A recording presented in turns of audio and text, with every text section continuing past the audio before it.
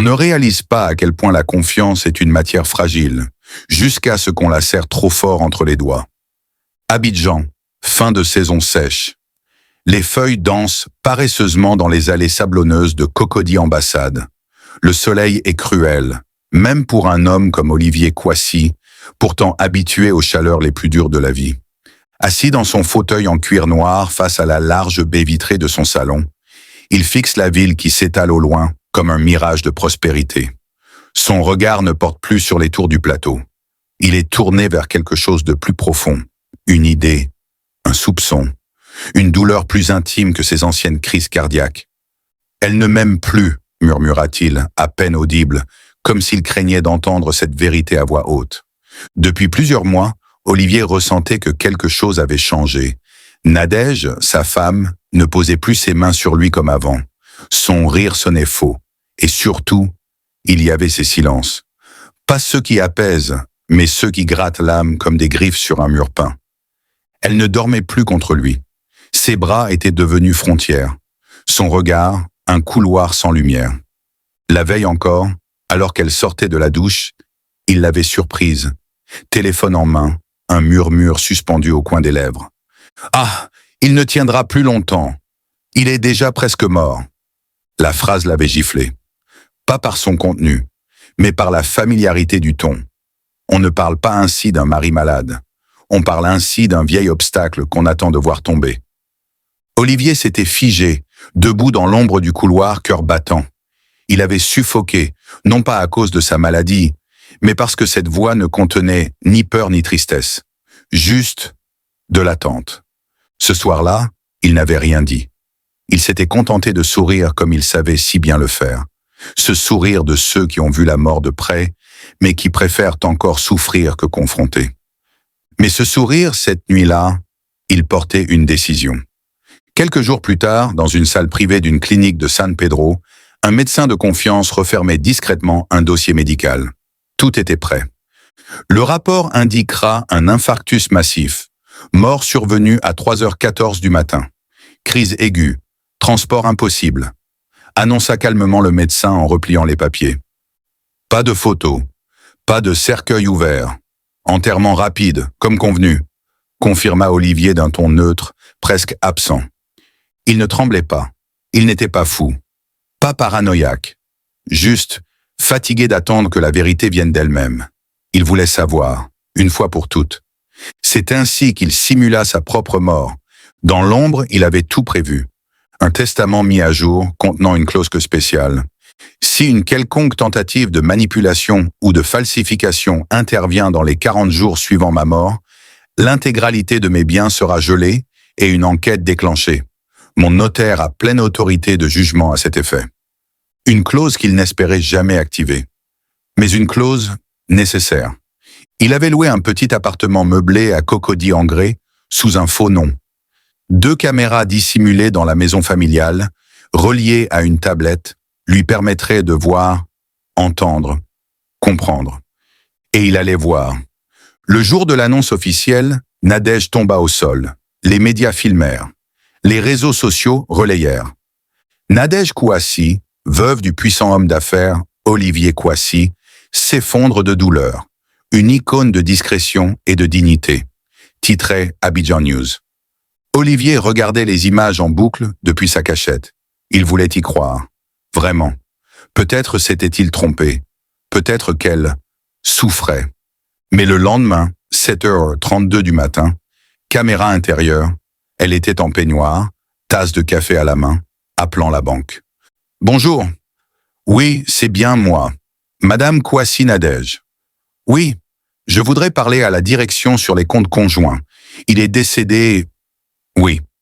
Non, pas encore les certificats, mais j'ai les procurations. » La voix était droite, pas tremblante, pas hésitante, juste froide, efficace, comme un acte administratif. Puis elle raccrocha, soupira et dit doucement. Enfin, un mot, un seul, mais il résonna comme une lame dans le ventre d'Olivier. Le 9e jour. Cela faisait 9 jours que le monde entier croyait Olivier Kouassi mort. 9 jours que son épouse, Nadège, recevait les condoléances de toute la bourgeoisie abidjanaise. 9 jours qu'il observait sa propre absence comme un spectateur tragique derrière un écran. Il ne s'habituait pas. Chaque matin, il se levait avec une douleur sourde, celle d'un cœur qui bat, mais qui ne sait plus pourquoi. Il buvait un café noir et sans goût dans cette location impersonnelle d'engrais. Il se posait devant ses écrans. Et il la regardait vivre. Mais ce matin-là, un détail changea tout. Elle chantait. Oui, chantait. Dans la cuisine. Quelque chose de doux, de presque joyeux. Une chanson de Mai Wei.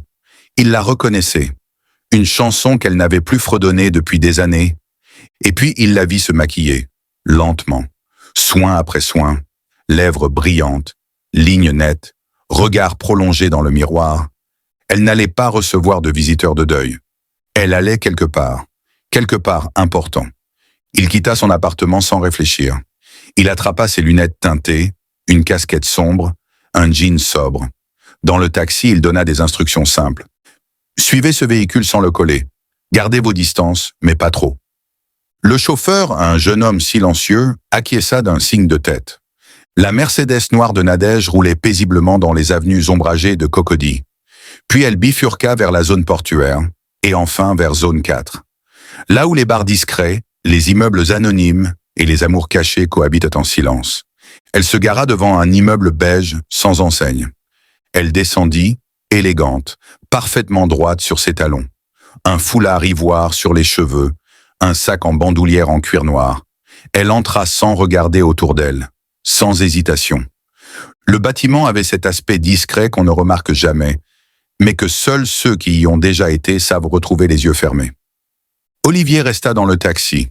Il fixait la porte. Le souffle court, le front humide. Il voulait croire que c'était un rendez-vous de travail, une visite à une amie, une démarche administrative. Mais son cœur, lui, criait autre chose. Il descendit du taxi, s'approche de la grille. Un gardien jouait aux dames sur un banc, un transistor crachant une chanson zouglou. « Bonsoir mon frère », lança-t-il doucement. « Je cherche quelqu'un. Eric Nguessen. Il vit ici ?» Le gardien leva les yeux sans méfiance. « Oui, 3e étage, gauche. Il vient de recevoir une visite. Une dame. Belle dame même. Elle vient souvent, hein ?»« Ils vivent ensemble ?» demanda Olivier, la gorge sèche. « Non. Mais on dirait c'est chez elle aussi. Elle a ses clés. Elle monte direct. » Le reste du monde s'éteignit autour de lui. Le gardien ne parlait plus, la rue ne bruissait plus. Seuls ces derniers mots flottaient encore dans son esprit. On dirait c'est chez elle aussi. Eric, ce nom était un poison qu'il n'avait pas avalé depuis des années. Un ancien employé. Brillant, certes, mais aussi ambitieux. Froid. Il l'avait viré pour manipulation comptable. Il avait mis en danger une fusion importante. Et voilà qu'il était là, aujourd'hui, dans l'intimité de sa veuve. Il se demanda un instant s'il devait monter. Frapper à la porte. Révéler qu'il était en vie. Mais il resta figé, parce qu'il savait que cette scène, s'il l'interrompait maintenant, il n'aurait pas les réponses. Il retourna dans le taxi, fit signe au chauffeur de repartir. Le silence entre eux fut pesant, compact, étouffant. Dans l'intimité de sa cachette, plus tard, il marcha longuement dans la pièce. Il n'allume pas les lumières. Il ouvrit les fenêtres, écouta les bruits lointains de la ville. Et pour la première fois, il parla à voix haute. Pourquoi lui? Pourquoi si vite? Et surtout, depuis quand? La réponse, il la connaissait déjà. Il revit ses absences étranges, ses dîners annulés, ses voyages qu'elle ne justifiait plus, ses nuits où elle disait « je dors chez maman », mais ne répondait jamais aux messages. C'était là, depuis longtemps. Il s'assit, le dos contre le mur, les genoux repliés, comme un enfant puni. Et il murmura « Je suis mort, et elle est revenue à la vie ». Ce soir-là, Olivier ne dormit pas. Ce soir-là, l'illusion de l'amour survivant à l'absence s'effondra en 1000 morceaux. Mais il ne bougea pas. Pas encore. Parce que malgré tout, il voulait encore comprendre. Jusqu'au bout. Le lendemain matin, la lumière qui filtrait à travers les stores n'apportait aucun réconfort. Elle se posait sur les objets de l'appartement comme un verdict. Trop clair. Trop dur. Olivier, immobile depuis l'aube, fixait l'écran de sa tablette. L'image était figée sur une capture de la veille. Nadège entrant dans l'immeuble d'Éric, sa silhouette élancée disparaissant dans l'embrasure d'une porte familière. Il avait regardé la vidéo encore et encore, non pas pour y chercher un doute, mais pour s'assurer qu'il ne rêvait pas. Elle connaît ce lieu, elle y a ses habitudes, elle s'y sent chez elle. Ce n'est pas une erreur de deuil, ce n'est pas un refuge, c'est un retour. Ses doigts tremblaient. Il prit une profonde inspiration, puis se leva. Il devait en savoir plus. Il devait voir plus. Il appela le seul homme à qui il pouvait encore faire confiance. Kader, son ancien chauffeur. « Tu te souviens d'Éric Nguessan ?» demanda-t-il, les yeux fixés sur un plan de la ville. « Bien sûr, patron. Le petit malin de la compta, viré pour avoir voulu créer sa propre boîte dans ton dos. Pourquoi ? Il voit Nadège. Je veux que tu saches tout de lui.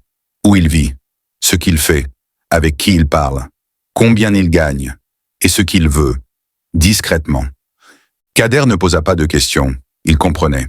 Depuis des années, il avait été plus qu'un chauffeur, un confident discret, une ombre loyale.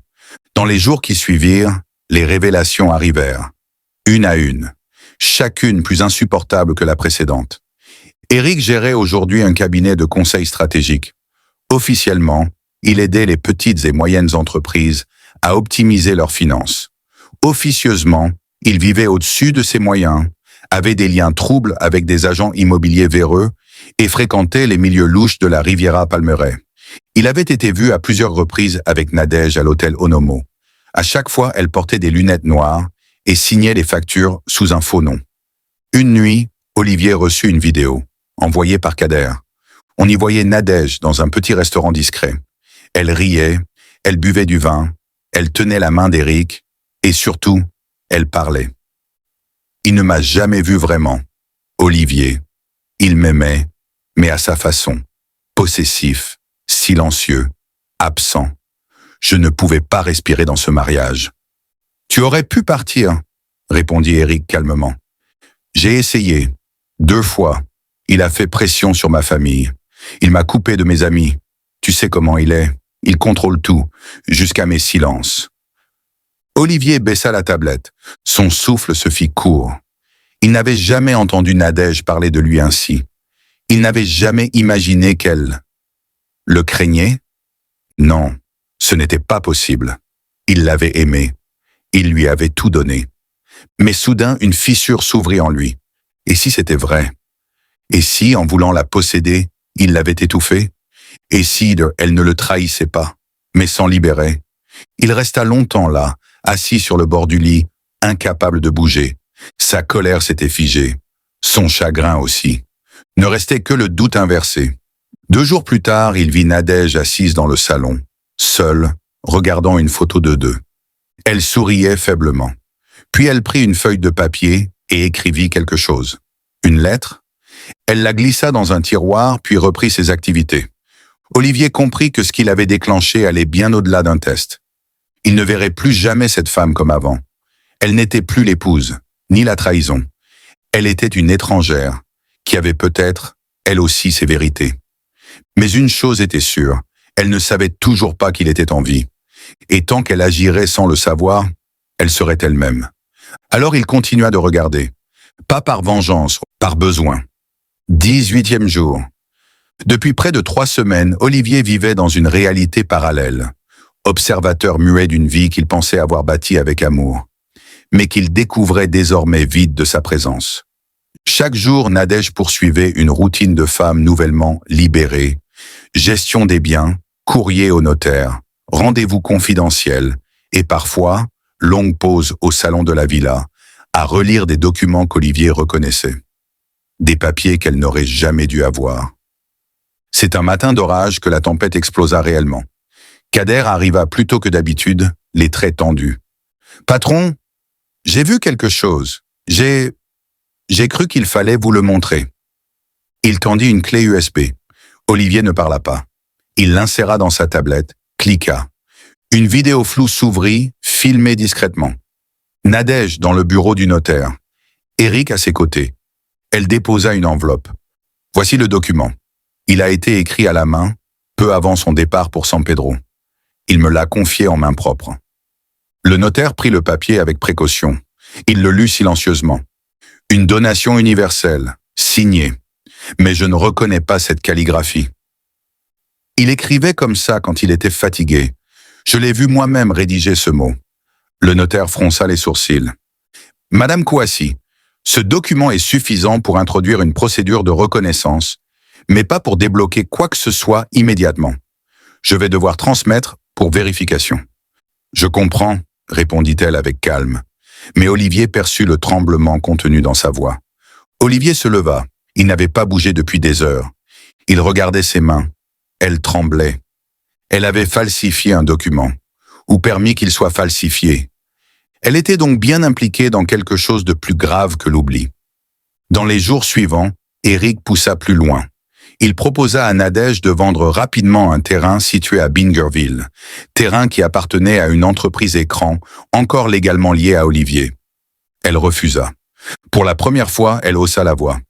« Je ne peux pas faire ça, pas maintenant. Les regards sont sur moi. S'ils découvrent quoi que ce soit. Tu veux qu'on attende combien de temps? Quand l'héritage sera bloqué? Tu veux tout perdre? » Tu ne comprends pas, Éric. Ce n'était pas censé se passer comme ça. Parce que tu avais des sentiments pour lui? Elle ne répondit pas, mais ses yeux s'humidifièrent. Olivier, derrière son écran, sentit quelque chose se fissurer. Elle n'était pas un monstre. Elle n'était peut-être pas innocente. Mais elle n'était pas vide. Et c'était peut-être ce mélange-là, ce flou, cette ambivalence, qui le blessait encore plus que la trahison pure. Il avait suffi d'un bip discret, une petite vibration sur la tablette d'Olivier, posée sur la table basse de son appartement d'Angré. Cela faisait des heures qu'il n'y avait plus prêté attention. Il était plongé dans un de ces états semi-vivants qu'on appelle à tort réflexion et qui en vérité sont des noyades silencieuses. Mais ce bip, ce tout petit signal, c'était une alerte. Nadège était entrée dans leur résidence secondaire à Marcory. Ce n'était pas prévu. Elle ne s'y rendait jamais. C'était une maison de passage, de vacances, un abri discret loin des affaires. Un lieu plein de souvenirs à deux, de silences partagés sur la terrasse, de dîners de fin de semaine au bord du jardin. Il se leva d'un bond, ouvrit la retransmission. La caméra intérieure était active. L'image s'afficha en direct. Nadège, seule, vêtue simplement. Un pantalon beige, un haut sans manches, pas de maquillage, pas d'ornement. Le visage nu, mais figé. Elle entra dans le salon sans allumer la lumière. Elle connaissait les lieux par cœur. Elle se dirigea directement vers le mur du couloir, là où un tableau discret, une aquarelle de Grand Bassam, cachait un coffre mural. Olivier sentit son estomac se tordre. Elle avait encore la clé. Elle fit pivoter le tableau, inséra la clé, tourna doucement. Le cliquetis du mécanisme se fit entendre dans le silence de la pièce. Le coffre s'ouvrit.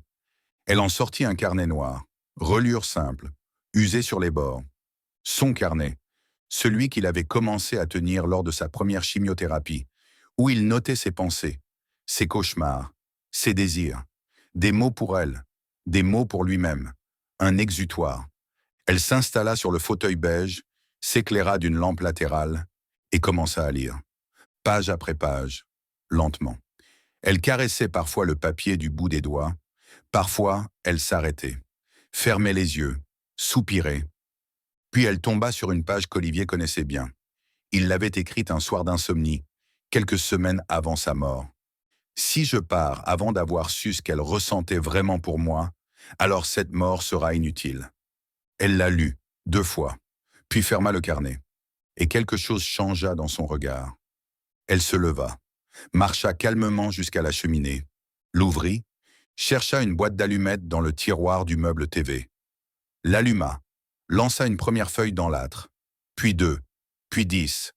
Olivier, derrière l'écran, hurla intérieurement. Son souffle se coupa, ses mains tremblèrent. Il tendit la main comme pour arrêter le feu à travers la vitre, comme si sa volonté pouvait traverser les murs, les caméras, le temps. Mais Nadège ne s'arrêta pas. Elle jeta tout le carnet dans les flammes, et elle resta là, debout, silencieuse, à regarder brûler les derniers mots d'un homme qu'elle croyait mort. Elle ne pleura pas. Mais dans son immobilité, Olivier lut quelque chose de plus profond, encore que les larmes. Une forme de paix.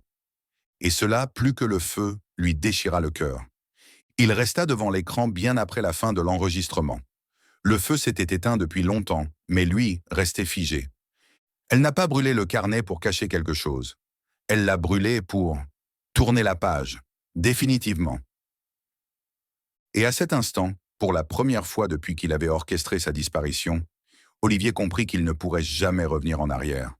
Même s'il réapparaissait, même s'il lui pardonnait, rien ne serait plus jamais comme avant.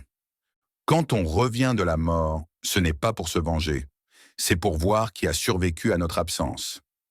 Le 40e jour. Le ciel au-dessus d'Abidjan était lourd, tendu, comme s'il pesait lui aussi de l'attente accumulée. La saison sèche persistait avec un soleil sans tendresse, mais dans la cour ombragée de la grande villa Kwasi à Cocody, le temps s'était suspendu. Les chaises blanches, alignées avec soin sous les tentes, accueillaient des silhouettes habillées de tissus sobres. Les regards étaient baissés, les voix étouffées. Un pasteur psalmodiait des paroles de lumière, pendant qu'une cantatrice au visage fermé entonnait doucement une mélodie triste sur le pardon et le deuil. La cérémonie du 40e jour était sacrée, le moment où, selon la tradition, l'âme quittait définitivement ce monde pour rejoindre les ancêtres. On ne pleurait plus, on murmurait, on déposait les derniers bouquets, on rendait grâce ou on libérait son cœur. Et au centre de ce théâtre silencieux, Nadège, assise, droite, la nuque raide, les mains croisées sur ses genoux. Elle portait un ensemble traditionnel blanc cassé, simple mais raffiné, cousu sur mesure. Aucune boucle d'oreille, aucune bague, rien. Sauf le bracelet noir de deuil qu'elle n'avait pas quitté depuis le décès d'Olivier. Son visage semblait calme, mais ses yeux étaient ailleurs. Cela faisait 40 jours qu'elle entretenait la façade. 40 jours de veillée, de prière, de réponses polies aux journalistes, de mise en scène mesurée pour rassurer la belle famille. 40 jours d'absence, mais aussi de soulagement. Elle croyait avoir tourné la page. Elle croyait avoir contenu l'orage. Elle croyait que ce jour allait marquer la fin. Elle avait tort. À quelques mètres de là, garé à l'angle de la rue, dans une voiture banalisée, Olivier Kwasi observait. Il n'avait pas mis de costume de cérémonie, juste un ensemble sobre, veste grise, chemise col Mao et des lunettes teintées qui cachaient son regard. Ses mains tremblaient légèrement. Il avait cru jusqu'à ce matin encore qu'il n'irait pas jusqu'au bout. Et si c'était une erreur? Et si tout ce que j'ai vu n'était que fragments, interprétations, douleurs mal digérées? Mais c'était trop tard. Il avait vu Nadège remettre un document au notaire contenant une signature falsifiée. Il avait lu la lettre d'Éric au sujet d'un transfert vers un compte bancaire étranger. Il avait vu leur complicité, leurs calculs, leurs regards sans remords. Et pire que tout, il l'avait vu brûler son carnet, celui qu'il avait écrit pendant sa maladie, ses pensées les plus intimes. Non pas en cachette, mais debout, droite, face aux flammes, comme un dernier adieu à un homme dont elle voulait effacer les mots. Il sortit de la voiture. Le soleil lui mordit la peau, mais il ne broncha pas. Un pas, puis un autre, puis un troisième. Personne ne l'avait encore vu. Il atteignit la grille. Le vigile, bouche ouverte, laissa tomber son téléphone. Un invité se retourna. Le choc figea son visage. Puis un murmure se propagea, comme une onde dans un lac paisible. « C'est pas possible. Il est vivant. Seigneur Jésus !» Une femme cria, une autre s'évanouit. Les têtes se tournaient, les chaises se renversaient. Le pasteur s'interrompit, figé. La cantatrice cessa net de chanter. Et enfin, Nadège leva les yeux. Elle ne bougea pas. Elle ne cligna même pas des paupières. Un instant, leurs regards se croisèrent, intenses, muets, foudroyants. Puis, elle se leva, lentement, très lentement, fit 2 pas vers lui. Ses jambes se dérobèrent. Elle s'effondra. Un cri s'échappa de la foule. 2 femmes se précipitèrent. Mais Olivier ne bougea pas. Il ne courut pas vers elle. Il n'ouvrit pas les bras. Il la regarda, tomber, et restait là, recroquevillée sur elle-même, les mains tremblantes, le visage pâle, brisé. Le silence s'installa, dense, écrasant. Olivier se tourna vers l'assemblée. Il retira lentement ses lunettes, découvrant un regard sec, brûlé de l'intérieur. Puis il parla, d'une voix grave, froide, contrôlée. Je suis vivant, et je suis venu aujourd'hui non pas pour ressusciter, mais pour me taire, une dernière fois. Un murmure d'incompréhension parcourut la foule. Vous avez passé 40 jours à faire votre deuil. Moi, j'ai passé 40 jours à regarder les vivants, vivre sans moi. Et j'ai vu ce que chacun vaut, ce que chacun cache, ce que chacun espère en silence. Il fit un pas en avant. Ses yeux croisèrent ceux d'Éric, assis au fond, blême comme un linge. Il ne faut pas pleurer un homme qu'on voulait oublier. Il ne faut pas prier pour une âme qu'on voulait vendre.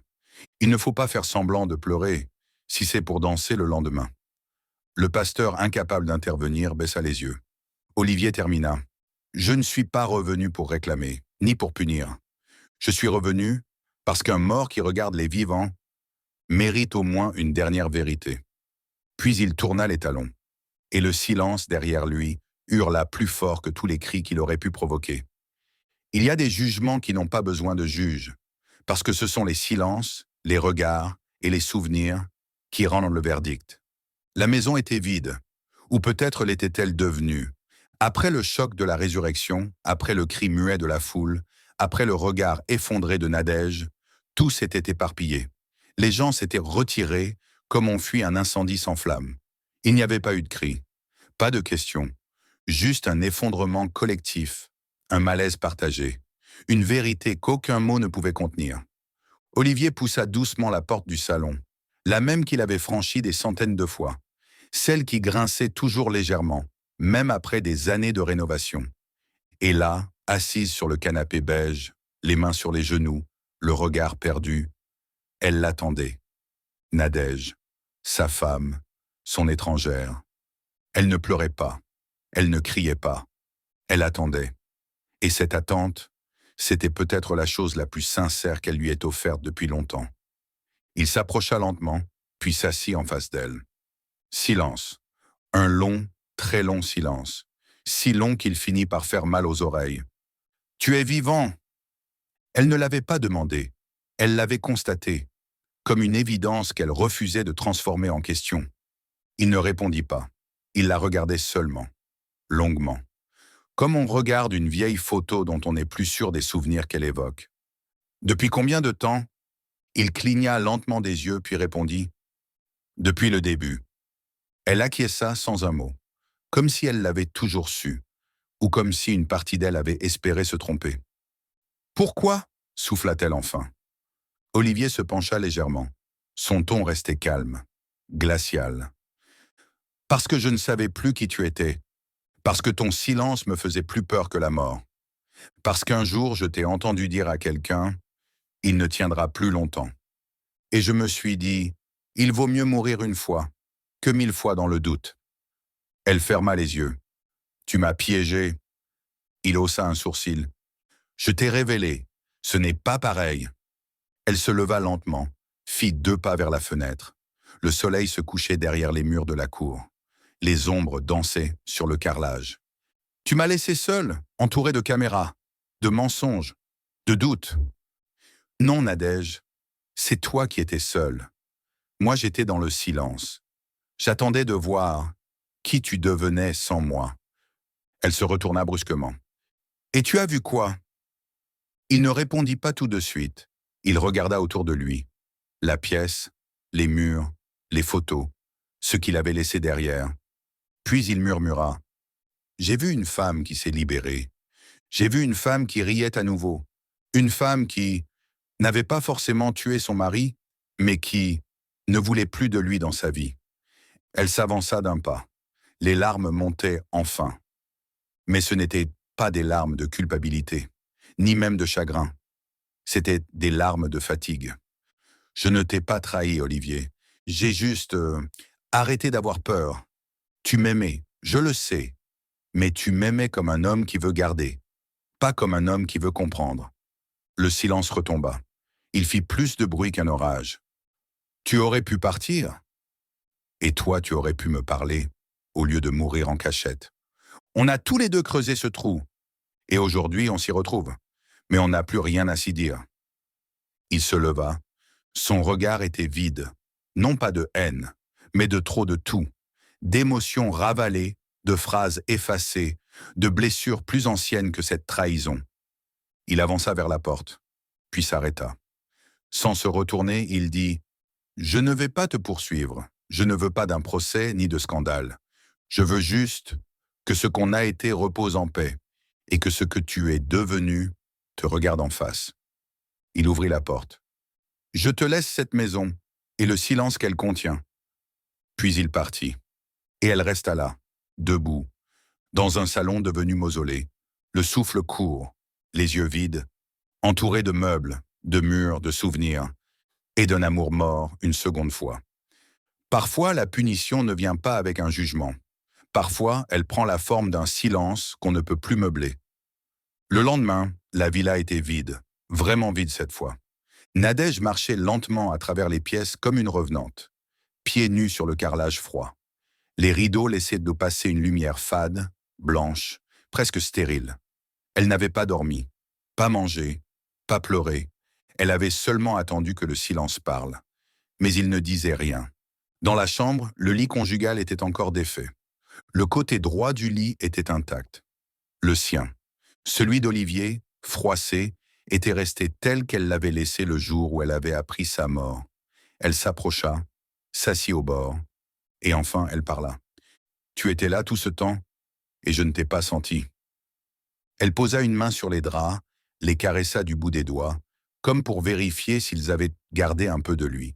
« Tu m'as tendu un piège, mais je ne peux même pas t'en vouloir, parce que c'est moi qui me suis jeté dedans. » Pendant ce temps, à Daloa, Olivier s'était installé dans une maison modeste, sobre, presque monacale. Une villa de plein pied au toit de tôle, avec un petit jardin qu'il entretenait lui-même. Il avait vendu la majorité de ses actions, donné une partie de sa fortune à une fondation pour jeunes en rupture sociale. Il ne parlait plus aux journalistes, refusait les invitations. Mais chaque matin, il écrivait un livre, titre provisoire, ce que j'ai vu en mourant vivant. Il ne parla plus jamais à Nadège. Il ne répondit pas à sa lettre. Il ne réagit pas à ses messages. Il ne la croisa plus jamais, ni par hasard, ni par vengeance. Mais il la suivait, à distance, silencieusement, juste assez pour savoir. Elle avait quitté la villa quelques semaines plus tard. La maison, laissée comme elle était, avait été rachetée par un promoteur. Elle s'était installée dans un appartement à Treichville, quartier populaire, loin des projecteurs, des rumeurs, des regards. Elle avait ouvert un petit salon de coiffure avec les économies restantes. Elle ne portait plus de maquillage, ne se lissait plus les cheveux. Elle souriait parfois, mais ses yeux étaient vides. Elle refusait de parler d'Olivier à ses nouvelles clientes. Elle disait juste « Mon mari, il est parti et moi je suis restée. » Et quand on lui demandait pourquoi elle n'était pas remariée, elle répondait simplement « Je ne suis plus une femme à aimer, je suis une femme à taire. » Il n'y eut jamais de procès. Mais le nom de Nadège Kouassi resta associé à l'histoire. La femme du revenant, celle qu'un homme avait testée et qu'il avait quittée sans crier. Ni coupable, ni victime. Juste une femme dont le cœur n'avait pas supporté d'être observé. Olivier, de son côté, ne s'afficha jamais avec une autre femme. Pas par fidélité, mais parce que personne ne pouvait entrer là où il avait été trahi. On ne ferme pas toujours un chapitre avec un point. Parfois, c'est une virgule. Parfois, un soupir. Le livre était terminé. Olivier le tenait entre ses mains, assis sur la véranda en bois de sa maison à Daloa. Il ne faisait pas chaud ce matin-là, juste ce qu'il faut de douceur pour que les souvenirs remontent comme la buée sur les vitres. Ce que j'ai vu en mourant vivant. Le titre n'était plus une idée, c'était un cri devenu manuscrit. 250 pages de vérité. Pas de nom, pas de règlement de compte. Juste l'observation minutieuse d'un homme qui avait traversé l'absence. Un testament d'ombre. Il avait refusé tous les contrats avec les maisons d'édition connues. Il n'en voulait pas pour l'argent, ni pour la gloire. Il voulait seulement que le livre existe, qu'il circule, qu'un jour peut-être elle le lise. Il avait même écrit une dédicace, une seule, sur la première page, à l'encre bleue, pour celle qui a été mon mystère, et qui, un jour, le comprendra peut-être. Nadège ne l'avait pas revu. Elle avait ouvert un second petit salon à Yopougon, plus modeste encore que le premier. Là, elle formait des jeunes filles, leur enseignait les coupes simples, les soins à bas prix, les astuces qu'on n'apprend pas dans les écoles. Elle ne parlait plus d'amour, ni de mariage, ni d'avenir. Le matin, elle ouvrait sa boutique, le soir, elle rentrait seule. Et chaque mois, elle envoyait un petit virement anonyme à une association de soutien aux veuves sans ressources. Personne ne savait pourquoi. Un jour, elle tomba par hasard sur un exemplaire du livre dans une librairie de plateau. Il était posé là, sur une étagère poussiéreuse, entre deux romans oubliés. Elle le reconnut au titre. Ses mains tremblèrent. Elle le prit, l'ouvrit, tomba sur la dédicace. Elle s'assit sur le sol, là, dans la librairie, et lut, page après page, sans bouger. La vendeuse ne dit rien. Elle la regardait, fascinée. Quand elle referma le livre, ses yeux étaient secs. Mais son souffle, lui, avait changé. « Il a compris », murmura-t-elle. Et moi, j'ai compris trop tard. Elle acheta l'exemplaire, ne le prêta jamais, le garda dans une boîte, avec une photo d'eux deux, prise des années auparavant, sur un banc du jardin botanique. De son côté, Olivier continua sa vie simple. Il lisait beaucoup, jardinait, organisait des ateliers d'écriture pour les jeunes. Son visage avait vieilli, mais il y avait dans ses yeux une paix étrange. Pas une paix joyeuse, une paix construite avec les morceaux de douleur recollés au fil du temps. Il disait parfois à ses élèves, « L'amour, ce n'est pas ce qu'on donne quand tout va bien. C'est ce qu'on retient quand on aurait toutes les raisons de partir. » Et puis il se taisait, parce que certaines leçons ne se crient pas. Un matin, en se levant, il sentit une douleur familière dans sa poitrine. Il sourit. Pas de panique, pas de peur, juste une acceptation. Cette fois, ce sera peut-être la bonne.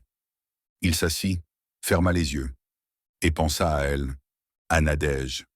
Non pas à la femme qu'il avait surveillée, mais à celle qu'il avait aimée, à la version d'elle qui avait existé avant le doute.